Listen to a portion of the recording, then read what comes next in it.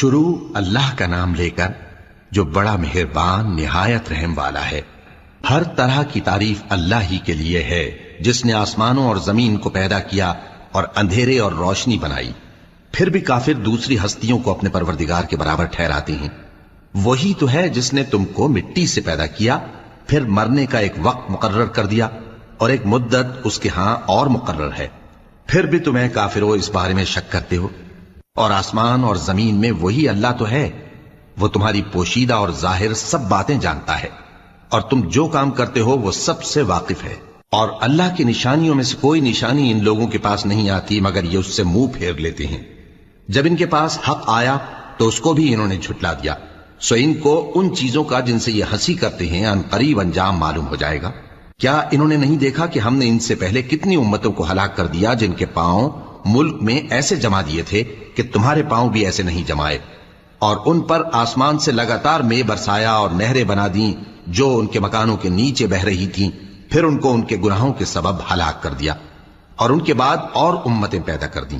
اور اے پیغمبر، اگر ہم تم پر کاغذ میں لکھی ہوئی کوئی تحریر نازل کرتے اور یہ اسے اپنے ہاتھوں سے ٹٹول بھی لیتے تو جو کافر ہیں وہ یہی کہہ دیتے کہ یہ تو صاف صاف جادو ہے، اور کہتے ہیں کہ ان پیغمبر پر فرشتہ کیوں نازل نہ ہوا جو ان کی تصدیق کرتا، اور اگر ہم فرشتہ نازل کرتے تو کام ہی فیصل ہو جاتا، پھر انہیں مہلت بھی نہ دی جاتی۔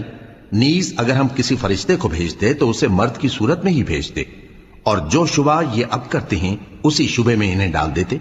اور تم سے پہلے بھی پیغمبروں کے ساتھ ہنسی ہوتی رہی ہے، پھر جو لوگ ان سے ہنسی کیا کرتے تھے ان کو ہنسی کرنے کی سزا نے آ گھیرا۔ کہو کہ ملک میں چلو پھرو، پھر دیکھو کہ جھٹلانے والوں کا کیا انجام ہوا۔ کہو کہ آسمان اور زمین میں جو کچھ ہے کس کا ہے؟ کہہ دو اللہ کا۔ اس نے اپنی ذات پاک پر رحمت کو لازم کر لیا ہے، وہ تم سب کو قیامت کے دن جس میں کچھ بھی شک نہیں ضرور جمع کرے گا۔ جن لوگوں نے اپنے آپ کو نقصان میں ڈال رکھا ہے وہ ایمان نہیں لاتے، اور جو مخلوق رات اور دن میں بستی ہے سب اسی کی ہے، اور وہ سنتا ہے جانتا ہے۔